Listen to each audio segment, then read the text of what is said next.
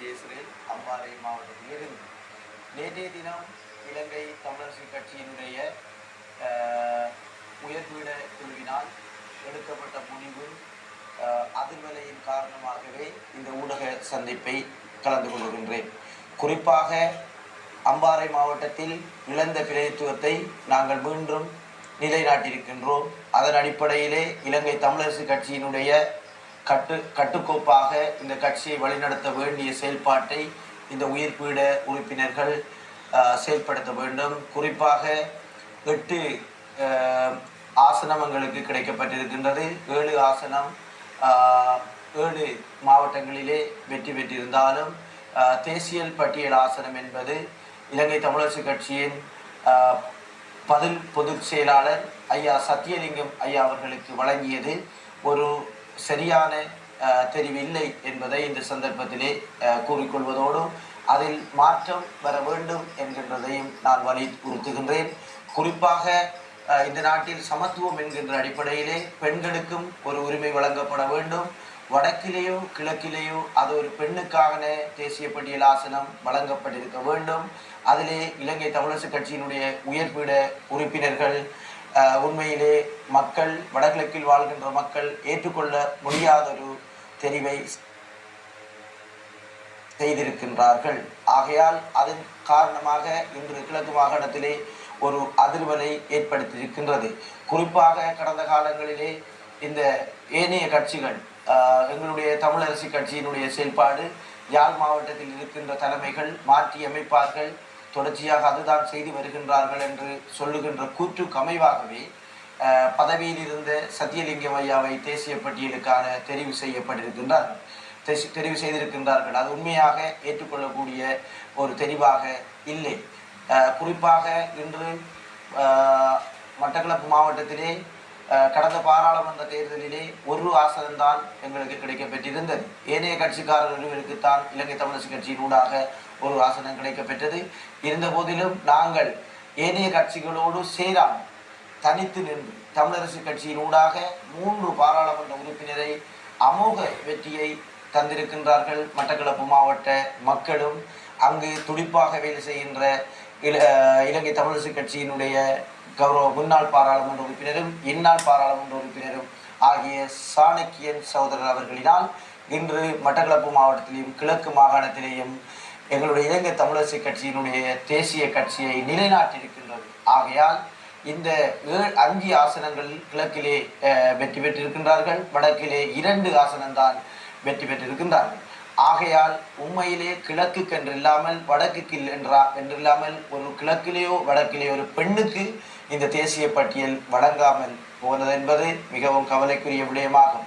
குறிப்பாக இந்த நாடாளுமன்ற தேர்தலிலே மக்கள் சரியான ஒரு பாடம் புகட்டியிருக்கின்றார்கள். வடகிழக்கை சுத்தம் செய்திருக்கின்றார்கள். குறிப்பாக ஒட்டுக்குழுக்கள், குறிப்பாக தமிழருக்கு எதிராக விரோத செயற்பாடுகளை செய்தவர்கள், கடந்த காலங்களிலே அரசாங்கத்தோடு ஒட்டிக்கொண்டு தங்களுடைய வளர்ச்சியை செய்தவர்கள், இராஜாங்க அமைச்சர்கள் என்று அனைவரையும் சுத்தம் செய்து தூசி தட்டி ஒரு தூய வடகிழக்கு பிரதேசமாக மாற்றி அமைத்திருக்கின்றார்கள். அந்த அடிப்படையிலே இலங்கை தமிழரசு கட்சியும் ஒரு தூய்மையான சிந்தனையோடு ஒரு வடகிழக்கிலே மேலும் வலுப்பெறக்கூடிய ஒரு செயல்பாட்டை அவர்களும் செய்ய வேண்டும் என்பதுதான் என்னுடைய வேண்டுதலாக இருக்கின்றது. குறிப்பாக இப்போது தலைமை செயலாளர் என்று வடக்கிலே வைத்து கொண்டிருப்பதை இனியும் எங்களால் ஏற்றுக்கொள்ள முடியாது. குறிப்பாக மிக அவசரமாக இலங்கை தமிழரசு கட்சி ஒன்று கூடி வடக்குக்கு கிழக்குக்கென்று தலைமை எங்களுக்கு முக்கியமான ஒரு பொறுப்பு கிழக்கு மாகாணத்துக்கு கிடைக்கப்பெற வேண்டும். குறிப்பாக அந்த பதவி பொதுச் செயலாளர் அல்லது தலைமை பதவி கௌரவ சாணக்கியன் அவர்களுக்கு கிடைக்கப்பெற வேண்டும். ஏனென்றால் மட்டக்களப்பு மாவட்டத்திலே நாங்கள் எவ்வாறு தமிழ் அரசு கட்சியை நிலைநாட்டினோமோ அவ்வாறு வடக்கிலேயும் அதை நிலைநாட்டுவதற்கு அவருடைய முயற்சியும் முன்னுதாரணமாக செயல்படுகின்றது. குறிப்பாக அம்பாறை மாவட்டத்திலே நாங்கள் இழந்த பிரதித்துவத்தை நாங்கள் பெற்றிருக்கின்றோம். 88 வாக்கினால் எங்களுடைய ஆசனத்தை எங்களுடைய மக்கள் எங்களுக்கு தெரிவு செய்து தந்திருக்கின்றது. குறிப்பாக இன்று தேசிய பட்டியல் என்று பல கட்சிகள் இங்கு இறங்கியிருந்தது. அத்தனை கட்சிகளுக்கும் அம்பாறை மாவட்ட தமிழர்கள் பாடம் புகட்டியிருக்கின்றார்கள். அதன் அடிப்படையிலே மட்டக்களப்பு மாவட்டம், திருகோணமலை மாவட்டம் என்று கிழக்கிலே தமிழ் தேசியம் வலுப்பெற்றிருக்கின்றது. ஆகையால் நாங்கள் மீண்டும் இந்த பதவி ஆசைக்காக உண்மைக்கு புறம்பான தெரிவுகளை செய்வதனூடாக மக்களை வெறுப்படைய செய்யாமல், மக்கள் கடந்த காலங்களிலே தலைமைகளுடைய பிளவான தெரிவின் காரணமாக, பிழையான முடிவின் காரணமாகத்தான் வாக்கு சரிவு இடம்பெற்றது. குறிப்பாக இன்று அனுர திசாநாயக் அவர்களுடைய ஆட்சிகள் காலத்திலே பாருங்கள், பார்வையற்றவருக்கு ஒரு ஆசனம் வழங்கப்பட்டிருக்கின்றது. அதே போன்று பெண்களுக்கு, குறிப்பாக 18 பெண்களுக்கு இடம் வழங்கப்பட்டிருக்கின்றது. அதிலே மகளிர் விவகார அமைச்சராக ஒரு பெண்ணுக்கு வழங்கப்பட்டிருக்கின்றது. பிரதமராக ஒரு பெண்ணுக்கு உரித்து வழங்கப்பட்டிருக்கின்றது. ஆகையால் 8 ஆசனம் கிடைக்கப்பட்ட இலங்கை தமிழரசு கட்சி மட்டுமே ஒரு பெண்ணுக்கு அந்த ஆசனத்தை வழங்காதது காரணம் என்பதை நிச்சயம் நான் கேட்டுக்கொள்வது இது எனது கருத்து அல்ல, எனது கிழக்கு மாகாணத்தினுடைய மக்களினுடைய கருத்து. ஆகையால் இந்த தேசிய பட்டியல் நிச்சயமாக மாற்றம் செய்யப்பட வேண்டும். ஒரு பெண்ணுக்காக அந்த தேசிய பட்டியலை வழங்க வேண்டும். அத்தோடு இங்கிருக்கக்கூடிய ஒட்டுக்குழுக்கள், ஏனைய கட்சிகள், வடக்கு தலைமைகள் கிழக்கை வைத்து ஆண்டு கொண்டு வருகின்றார்கள் என்கின்ற ஒரு கோஷத்தோடு தான் பல குற்றச்சாட்டுகளை முன்வைத்து தங்களுடைய பிரதித்துவத்தை தக்க வைத்து வந்தார்கள். அதே போன்று நீங்கள் தொடர்ச்சியாக வடக்குக்கு இந்த தேசிய ஆசனத்தை பெற்றது என்பது மிகவும் ஒரு பிழையான ஒரு செயலாக நான் கருதுகின்றேன். குறிப்பாக வடக்கு கிழக்கு என்று பிரிக்காமல் நாங்கள் வடகிழக்கு இணைந்த ஒரு செயல்பாட்டை தான் இலங்கை தமிழரசு கட்சி செய்கின்றது. ஏனைய கட்சிகள் அனைத்தையும் வடகிழக்கிலே ஓரங்கட்டிருக்கின்றார்கள் மக்கள். ஆகையால் நிச்சயமாக எங்களுடைய கட்சியை பலப்படுத்த வேணுமாக இருந்தால் அந்த கட்சியினுடைய தேசிய ஆசனம் ஒரு பெண்ணுக்கு வழங்கப்பட வேண்டும். தலைவருக்கு வழங்குறது, செயலாளருக்கு வழங்குகின்ற அந்த செயல்பாட்டை இத்தோடு நீங்கள் நிறுத்தி கொள்ள வேண்டும்.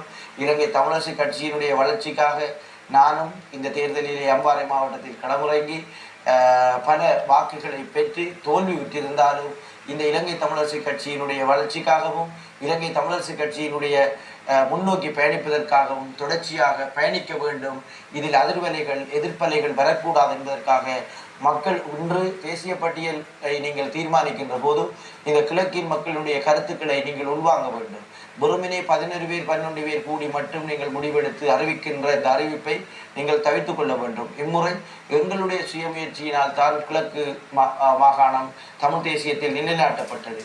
ஆகையால் வடக்கில் தமிழரசு கட்சி தோல்வி அடைந்திருக்கின்ற என்ற விடயத்தை எங்களுடைய ஊடக பேச்சாளர் சுமந்திரன் சார் அவர்கள் கூறியிருக்கின்றார். அதற்கு காரணம் என்னவென்பதை நீங்கள் பரிசீலனைக்கு உட்படுத்தப்பட வேண்டும். குறிப்பாக மக்கள் உங்களை நிராகரித்திருக்கின்றது. கூடுதலான மக்கள் இம்முறை நிராகரித்ததுக்கு காரணம் மக்களுடைய முடிவுகளை மக்களுடைய விருப்புக்கேற்றவாறு உங்களுடைய செயல்பாடுகள் இருக்க வேண்டும். தங்களுக்குரிய பதவிகளை எடுப்பதற்கு நீங்கள் செயல்படுவதன் காரணமாகத்தான் ஏனைய கட்சிகள் எங்களை விமர்சித்து மக்களிடையே அந்த விமர்சனங்களை கொண்டு செல்கின்ற நேரம் அது நியாயமான கருத்து என்பதால் தான் கடந்த காலங்களிலே பல ஆசனங்களை நாங்கள் இழக்க செய்திருந்தோம். ஆகையால் தமிழரசு கட்சி தனித்து சுத்தமாக ஒட்டுக்குழுக்கள், ஆயுத குழுக்கள் இல்லாமல் நீங்கள் வெல்ல வேண்டும் என்கின்ற ஒரு விடயத்தை கிழக்கிலே வெற்றி காட்டியிருக்கின்றார்கள். கிழக்கிலே நீங்கள் தனித்துவமாக களமிறங்குங்கள், நாங்கள் உங்களுக்கு சராமாரியாக வாக்களிக்க தயாராக இருக்கின்றோம் என்று மக்கள் எங்களுக்கு ஆணை வழங்கியிருக்கின்றார்கள். ஆகையால் கிழக்கு மக்கள் தந்த ஆணையை நீங்கள் இன்று வேறு திசைக்கு கொண்டு செல்லாமல் உங்களுடைய ஒரு பொதுச் செயலாளராக இருந்து கொண்டு அந்த பதவியை உங்களுக்கு வழங்குவது என்பது எவ்வாறு நியாயமானது, எவ்வாறு ஏற்றுக்கொள்ளக்கூடியது? 7 ஆண்கள் இன்று நாங்கள் பாராளுமன்றத்துக்கு தெரிவாக இருக்கின்ற நேரம் பெண்களின் சார்பாக ஒரு ஆள் வர வேண்டும் என்று ஏன் நீங்கள் சிந்திக்கவில்லை? ஆகையால் பெண்கள் இந்த நாட்டின் கண்கள், பெண்களை நாங்கள் கண்ணியமாக பார்க்க வேண்டும். இந்த 7 ஆசனங்களும் வெல்வதற்காக பல பெண்கள் அயராத முயற்சி எடுத்து எங்களுக்கு வாக்களித்திருக்கின்றார்கள். அவர்களுடைய வாக்கு பலத்தை நாங்கள் உதாசனம் செய்யாமல் நிச்சயமாக இந்த தேசிய ஆசனத்திலே மாற்றம் கொண்டு வந்து நிச்சயமாக பெண்ணுக்கு வழங்குவதோடு மிக அவசரமாக இந்த தமிழரசு கட்சியினுடைய தலைமை அல்லது செயலாளர் பொறுப்பு கிழக்குக்கு வழங்கப்பட வேண்டும். அத்தோடு இங்கு பல பிரச்சனைகள், இலங்கை தமிழரசு கட்சிக்குள் இருக்கின்ற பிரச்சனைகள் அனைத்தையும் ஓரங்கட்டி நாங்கள் தூய்மையான ஒரு இலங்கை தமிழரசு கட்சியினுடைய செயல்பாட்டை செய்வதற்கு அனைவரும் ஒன்றிணைந்து வாருங்கள். இது எனக்காக அல்ல, என்ற தமிழ் அரசு கட்சிக்காகவும் இந்த வடகிழக்கு தாயகத்திலே தனித்துவத்தை பறைசாற்றியிருக்கின்ற இந்த தமிழ் மக்களினுடைய தூய சிந்தனைக்கு மதிப்பளியுங்கள். நன்றி, வணக்கம்.